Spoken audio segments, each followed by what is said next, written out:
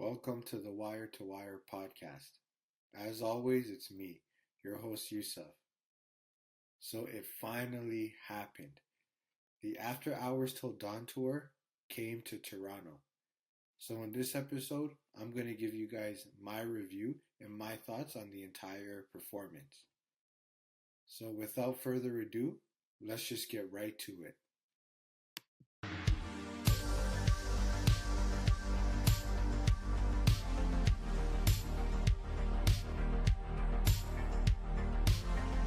It finally happened. After much anticipation, delays, and setbacks, the Weeknd's After Hours Till Dawn tour finally came to Toronto. Now I'm going to give my review and my thoughts on the show. But before I do, be sure to like the video, subscribe to the channel, and you can also follow me on Instagram. So it was initially supposed to be the After Hours tour that was set for 2020. But with the worldwide restrictions and everything going on, it got postponed to 2021. And then in February of 2021, The Weeknd was a halftime performer for the Super Bowl. And in my opinion, he put on the greatest performance in Super Bowl history. But that's a conversation for another time. But then it ended up getting postponed to 2022. And then in fall of 2021, the tour got cancelled altogether and it was renamed to the After Hours Till Dawn tour to incorporate his upcoming album. And instead of it being an arena tour, it was going to be a stadium tour. Now, I think he did this for three reasons. So the success and creative freedom that comes with having a stadium, I think, is what really drove this decision. But also, too, with having the Super Bowl performance under his belt, it shows that he is that caliber of artist and he is stadium status. And I think with the creative freedom and everything that comes with the set design, that just opened up a whole new door of possibilities for him. So after the official announcement was made, he was meant to go on this tour with Doja Cat. However, she ended up pulling out due to tonsil surgery. But like they say in show business, the show must go on. So eventually The Weeknd named her replacements, and it was Mike Dean and Kate Renata, and also Snow Allegra on certain dates and locations. So everything was in motion. He had the opening acts and he had the date set, and the tour was set to kick off. So it was going to open in Toronto at Skydome on July 8th. But a nationwide telecom outage basically forced the show to be postponed. Now, it was a disappointment, and I know The Weeknd and his team were frustrated, disappointed, and they're probably even devastated over this happening. But the show ended up kicking off on July 14th in Philadelphia at the Lincoln Financial Field. And the trek continued on successfully, with every single date selling out. And history was even made in the process. It was the highest grossing show by a black artist in history, and he had the most attended concert of all time, with 54,703 tickets being sold at the MetLife Stadium. It was at 100% capacity. Now, this was the greatest show on earth, and everyone in North America got to experience it, except for Toronto. But then a scary thing happened. So The Weeknd lost his voice in the beginning of his second show in Los Angeles.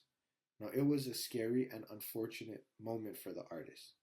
And he genuinely looked upset about it, but to his credit, he handled the situation like a true professional.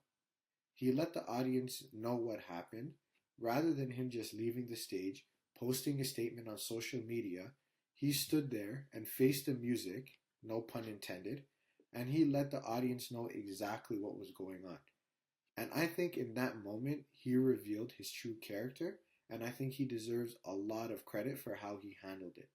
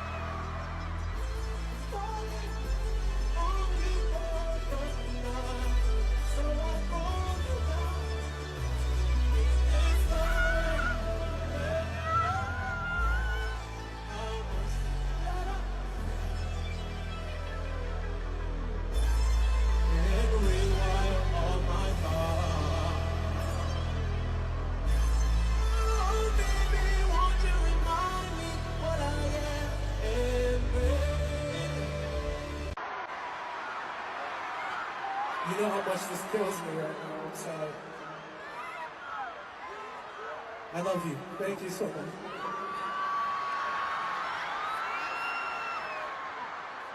I don't know what just happened when I screamed, but I just lost my voice. This is killing me. I don't want to stop the show. But I can't give you the concert that I want to give you right now. I'm gonna make sure everybody's good, get your money back, but I'll do a show real soon for you guys. But I wanted to come out and personally apologize and not tweet it or Instagram it or whatever. I want you guys to know.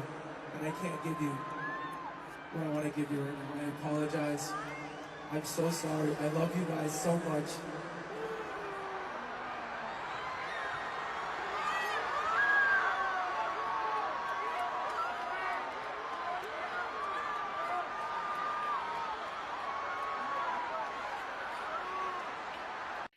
Now, there were some weirdos that were upset and booing him, but for the most part, everyone was wishing him well and hoping for him to recover.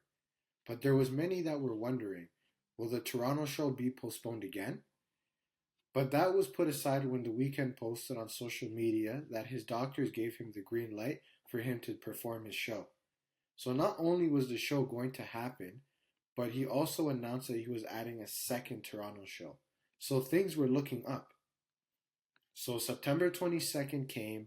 It was the first day of fall, the homecoming, no more delays, no more issues. It was finally happening. So here we go. The Weeknd is taking over the Sky Dome and the city for the next 2 nights. So how was the show? The show was incredible. Mike Dean and Kate Renata did their thing as the opening acts. Mike Dean was more stationary, showing off his musical prowess, but Kate Renata was a great performer.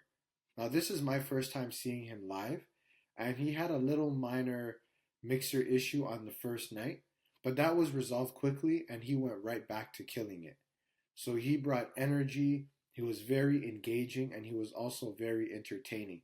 He also had some visuals in the back that I felt added a nice touch to the performance.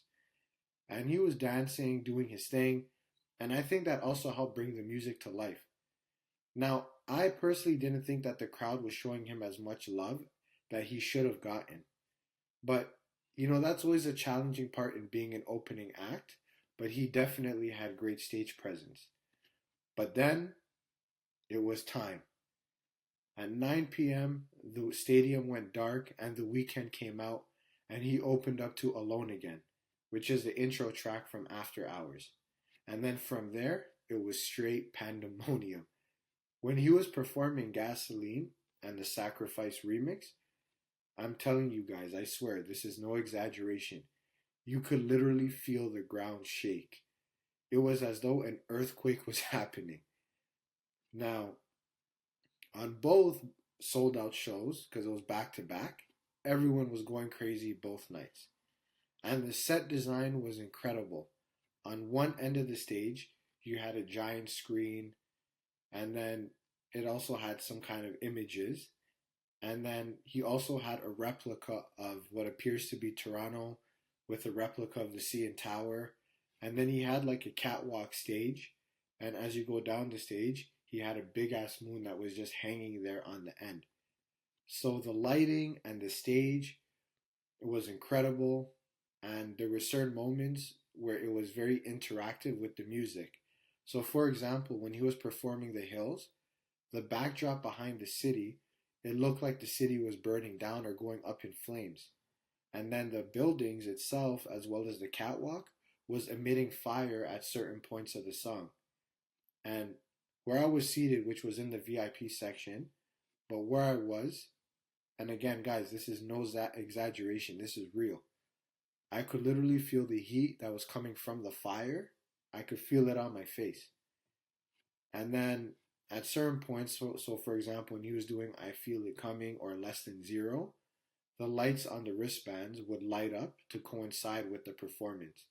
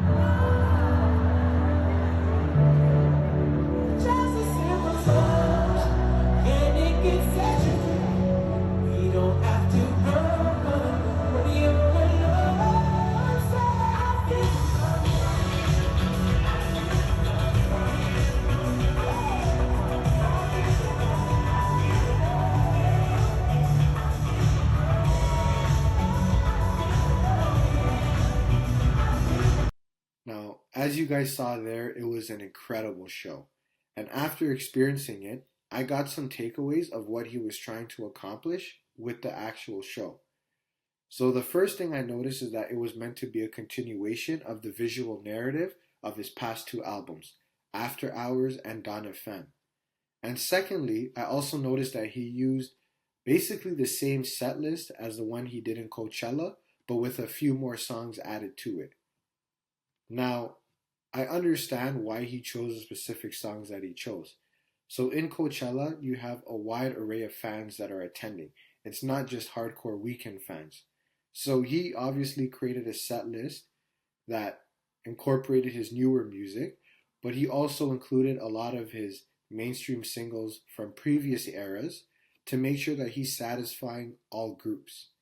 And I think he applied that same principle with the stadium tour. And my personal observation is that I've observed many people, both older and younger, from different walks of life, all in attendance for that concert. Now, some were diehard fans, or a lot of them were actually, and then some of them, they heard a few songs on the radio and they just want to see what the show is about. So The Weeknd and his team, I think they've done a great job at curating music and putting together a set list that can satisfy these groups. And, I have to say from, following his career and seeing how he's been doing thus far, I cannot think of another artist that has done this better than The Weeknd has. The way he managed to maintain and satisfy his core audience while also onboarding a newer set of fans has been brilliant. And again, I've never seen an artist do it the way he has done it in this way before. And I think what he does, he created a space where he's still providing content and putting out music to satisfy his hardcore day one fans, but he's also putting out music that will allow for new fans to enjoy. And also too, I think from the beginning of his career, he set the expectation that this is going to happen at some point. So if you go back and listen to Rolling Stone, he literally talks about this happening. So because he set that expectation, I think that's also why he's been successful at doing this. And the next thing that I took away from this is that he wanted to have his I made it, here I am moment. And he wanted to showcase that he is stadium status and that he is at the peak of his powers. And I think what he did for himself is he created a moment where he can showcase that he is a star, right? Throughout his career, he's always been linked to certain artists or he's been compared to them. But I think what he did with this tour has been brilliant in that he used it as an opportunity to show that he is really in a class of his own. And honestly, it shows.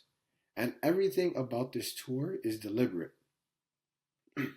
So the opening acts, they did a great job of creating a buzz and getting the crowd amped up for him, right? And then he came out and then he put on an incredible show, from his vocals to his energy to the crowd engagement, the set design, the lighting, like all of it was perfect. And he deserves tremendous credit for the show that he put on.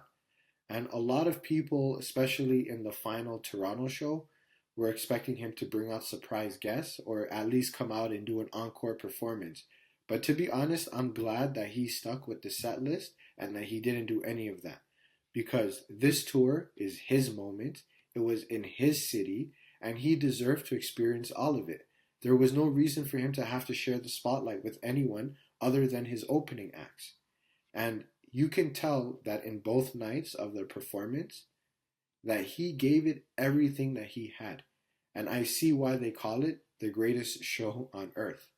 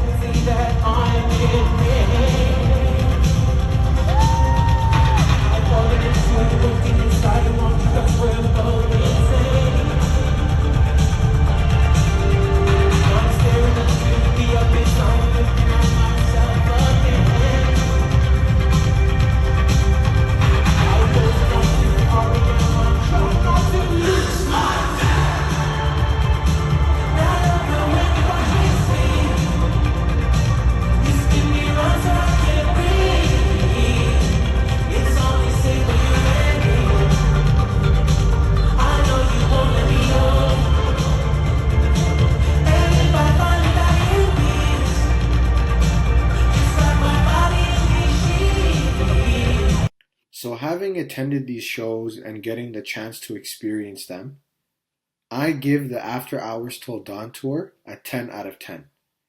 Now, I just personally wish that he included certain songs in his set list, like Too Late, Escape from LA, In Your Eyes, Until I Bleed Out, and Starry Eyes. Now, of course, I'm only saying these songs because he made videos for them, or he released them to radio, or he performed them in some capacity, such as in the Amazon Don FM experience. But it's one of those things where it's a nice to have, but it doesn't change my stance of the show either. Now, to be honest, just the fact that he has this many hits shows how deep and extensive his catalog is. Like he says, catalog looking legendary. But you know what? The fact that he performed 29 songs and it ran for nearly 2 hours, I can't complain at all. And I don't think anyone should complain. And he definitely lived up to the hype and then some on both nights. And he put on an incredible show.